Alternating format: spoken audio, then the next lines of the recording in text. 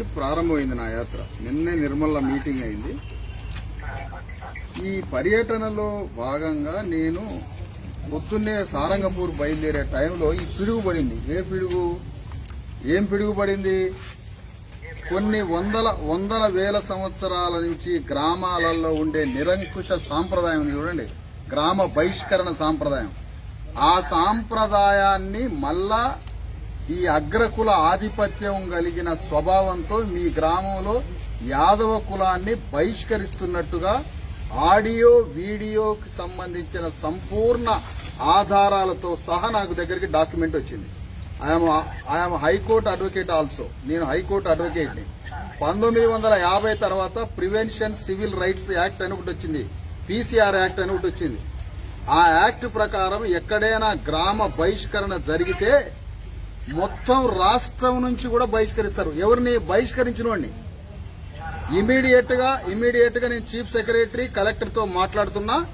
వాళ్ళు collector office నుంచి బృందాలు సూపరింటెండెంట్ ఆఫ్ పోలీస్ కి కమ్యూనికేట్ చేసి పోలీసుల్ని, కలెక్టర్ని, ఎంఆర్ఓని మొత్తాన్ని తీసుకొని మీ గ్రామం వస్తున్నా. ఆ గ్రామంలో మీరు అర్జెంటుగా ఎవరిని బహిష్కరించమని చెప్పారో, ఆ బహిష్కరించమని ఎవరిని అన్నారో వాళ్ళ కాళ్లు పట్టుకొని ముందు వాళ్ళకి క్షమాపణ చెప్పండి. లేదా ఈ రోజు సాయంత్రం వరకు మిమ్మల్ని అరెస్ట్ చేయించే బాధ్యత నేను తీసుకుంటాను. అయిపోయింది, చెప్పండి.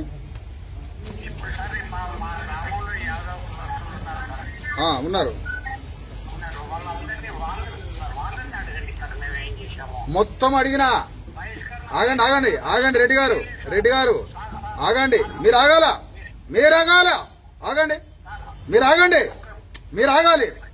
ఆగాలి. గ్రామంలో నిన్నటి నుంచి ఏం జరుగుతున్నదో, ఏ కుటుంబాన్ని బహిష్కరించారో, ఏ విషయంలో బహిష్కరించారో, బహిష్కరించిన వాయిస్, బహిష్కరించిన మాటలు, ఆడియో వీడియో డాక్యుమెంట్ ఉంది ఇప్పుడు నా దగ్గర. ఈ డాక్యుమెంట్ నే నేను కలెక్టర్ దగ్గర ప్రొడ్యూస్ చేయబోతున్నా. ఈ డాక్యుమెంట్ నే ఎంఆర్ఓ దగ్గర సూపరింటెండెంట్ ఆఫ్ పోలీస్ కి చెప్పబోతున్నా. ఈ వాయిస్ ని మీరు రికార్డ్ చేసి ఈ వాయిస్ ని కూడా మీరు పోలీస్ డిపార్ట్మెంట్ కి పంపించండి. మీకు గ్రామ బహిష్కరణ అసలు వీడీసీ కాన్స్టిట్యూషనల్ వ్యాలిడిటీ కాదు, అది యాంటీ గవర్నమెంట్ ఇన్స్టిట్యూట్ వీడీసీకి ఎలాంటి అధికారం లేదు.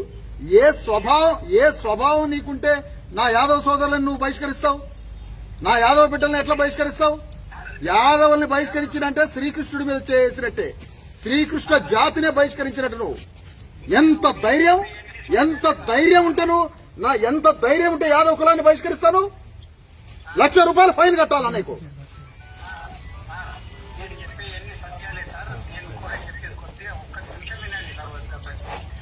ముందు మీరు విత్తడా కాదు అదే చెప్పండి. గ్రామ బహిష్కరించి అటు ఆరుమూరు పోతేనేమో, ఆరుమూరు నిజామా పోతేనేమో మున్నూరు కాపోళ్ళు వీడీసీల మొత్తానికి నాయకత్వం వహించి ఆడ మున్నూరు కాపోడు గురాటి రెడ్లేమో అక్కడ దళితుల్ని, బీసీలు వాడు బహిష్కరిస్తాడు. ఇక్కడేమో మీరు బహిష్కరిస్తారు. మీకేం హక్కున్నది? నేను మళ్ళొకసారి మీకు చెప్పడానికి చేసిన తప్ప, మీకు గౌరవంగా ఒకసారి చెప్పడానికి చేసిన తప్ప, నేను ఇమీడియట్ గా కలెక్టర్ కి, ఎంఆర్ఓకి, ఎస్పీకి, చీఫ్ సెక్రటరీకి మొత్తానికి కబురు పెట్టి నేను ఇమీడియట్ గా నేను వాళ్ళ ఫోర్స్ మొత్తానికి గ్రామానికి పంపిస్తా. మీరు విత్డ్రా చేయండి, మీరు ఇమీడియట్ గా విత్డ్రా చేయండి. ఎవరా గ్రామ బాధితులు? ఎవరు బాధిత కుటుంబం పేరు చెప్పండి. బైకాంత్ అల్లుడేడి? అల్లుడు నీ ఊరు కాదా? ఆ అమ్మాయి భర్త నీ ఊరు కాదా ఏంటి? ఆ అమ్మాయి భర్త ఆ కుటుంబానికి సంబంధించిన అల్లుడు ఆ ఊరు కాదని బయటికి పంపుతారు. అతన్ని కులం మొత్తాన్ని బయటికి రావడానికి, యాదవ కులం బయటికి రావడానికి భయపడాలా?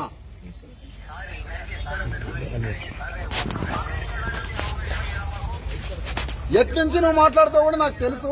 ముందు ఆ మీటింగ్ నుంచి విత్డ్రా కాండి. ఆ బహిష్కరణ తీర్మానాన్ని విత్డ్రా చేస్తానంటే నేను మాట్లాడతా. చేయలేదా?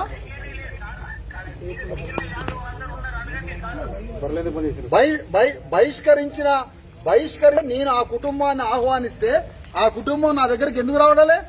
బయటకు ఎందుకు రావడాలే? ఆ కుటుంబం భయపడతారు. ఎందుకు భయపడతారు? ₹1,00,000 జరిమానా ఇస్తారని ఎందుకు చెప్పారు? ₹1,00,000 జరిమానా ఇస్తారని ఎందుకు చెప్పినావు? నేను ఆ కుటుంబాన్ని నిర్మల్ పిలిపించి 40,000 ఎవడు తీసుకున్నాడు? అరే 40,000 తీసుకున్నాడు చెప్పు తీసుకుంటానంటారా? ఎవడో మీరు పోయి తనండి. 40,000 ఎవడు తీసుకున్నాడో వాడిని గల్లా పట్టుకొని చెట్టు కట్టేస్తా ఇవాళ. ఎవరా 40,000 తీసుకుంది? 40,000 తీసుకుంది ఎవరు?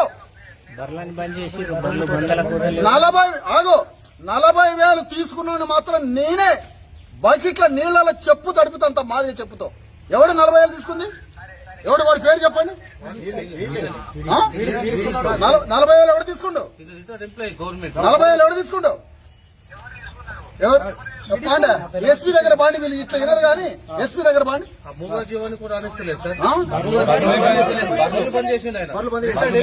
బర్రెలు పని చేస్తావు, మూగజీవులు రానేవా? ఈయన జాబ్ ఏంటి? కలెక్టర్ రాయండి, కలెక్టర్ రాయండి, పెన్షన్ ఆపేద్దాం. రాయండి, కాగితం రాయండి. ఈ పేరు ఇతని ఏ డిపార్ట్మెంట్? నువ్వు ఏ డిపార్ట్మెంట్? రేపే పెన్షన్ ఆపుతా, రేపే పెన్షన్ ఆపుతా. నీ పెన్షన్ ఎంత అధికారం! వేల సంవత్సరాల గ్రామాలలో వేల సంవత్సరాలు ఉండే అగ్రకుల ఆధిపత్యం గ్రామంలో కులాలను బహిష్కరిస్తావా నువ్వు? నీ బొంద మీద వీడేసి తంతారు పట్టుకొని ఎవరు మొత్తం నిర్మల్లో మొత్తం ఒక కమిటీ వేయండి. అఖిలపక్షం ఒక సంఘీభావ కమిటీ వేసి ఊరు పోదాం పండి.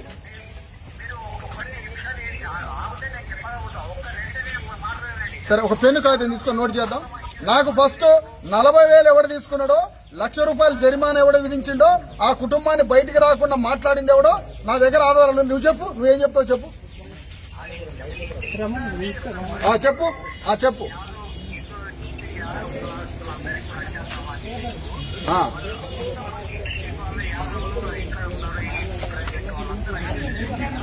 ఏ కమిటీలైనా వ్యవస్థ అయినా క్యాషియర్ పాత్ర కీలకం.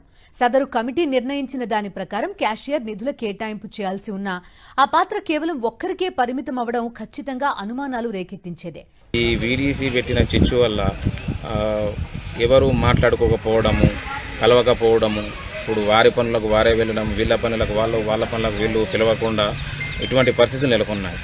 ఈ సమస్యపై అధికారులు ప్రత్యేక దృష్టి సారించి ఈ సమస్యను త్వరగా పరిష్కారం చేయాలని నేను కోరుకుంటున్నాను. అయితే మున్నూరు కాపు వారికి ప్రతి ఏడాది క్యాషియర్ పోస్టు దక్కుతుండటంతో ఈసారి ఇతర కులస్తులకు ఇవ్వాలని పట్టుబట్టడంతో చిచ్చు రేగింది. వెల్మల్ గ్రామంలో సీన్ 2 3 కుటుంబాలు విలేజ్ కమిటీ పెద్దలు తీర్పు చెప్పేశారు. బాయ్కాట్ అంటూ తీర్మానం చేశారు.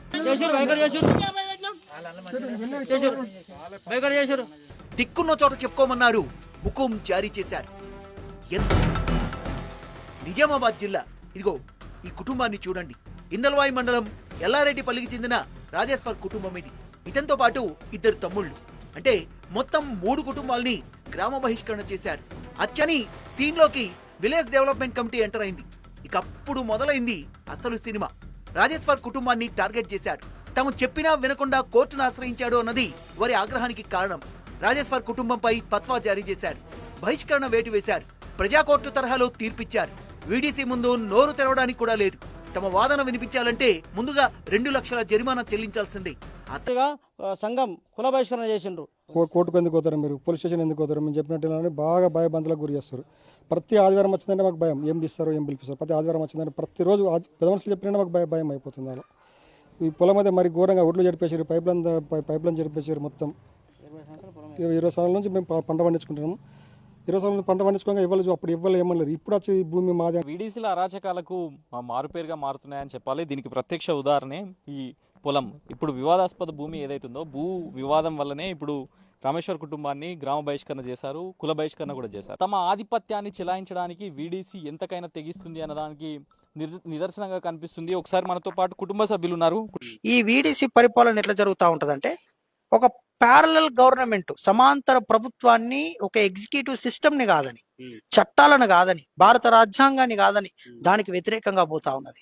ఇవాళ భారత రాజ్యాంగానికి వ్యతిరేకంగా పోతుందని చెప్పి ఆపరేషన్ కగార్ పేరు మీద వీళ్ళు అక్కడ దాడులు చేస్తా ఉన్నారు, వాళ్ళని చంపుతా ఉన్నారు. మరి లోపల జరుగుతున్నది ఏంది? వాళ్ళ ఆర్మూర్ లో జరుగుతున్నటువంటి పరాకాష్ట భారత రాజ్యాంగానికి అనుకూలంగా ఉన్నదా, వ్యతిరేకంగా ఉన్నదా? మరి దీని మీద ఎవరు క్వశ్చన్ చేయరా? ఇప్పటి వరకు ఒక ప్రజాప్రతినిధి రాకపోవడం చాలా బాధాకరం. బహిష్కరణకు గీత కార్మికులను సోషల్ బైకట్ చేసినప్పుడు, తర్వాత దిబ్బ దేవన్న అనే ఒక క్యాండిడేట్ ను ఆ కులం పేరుతో దూషించినప్పుడు ఒక అట్రాసిటీ యాక్ట్ బుక్ చేసినాం. తర్వాత ఈ రామాలయం ఇష్యూ జరిగింది, తర్వాత ఈత చెట్లను దగ్ధం చేశారు. ఈ విధంగా ఒక 4 మెయిన్ ఘట్టాలుగా చెప్పుకోవచ్చు. ఇంకా చాలా ఉన్నాయి దాంట్లో. ఈ నిజామాబాద్ జిల్లాలో ఉన్నటువంటి వీడీసీలన్నీ కూడా రద్దు కావాలి.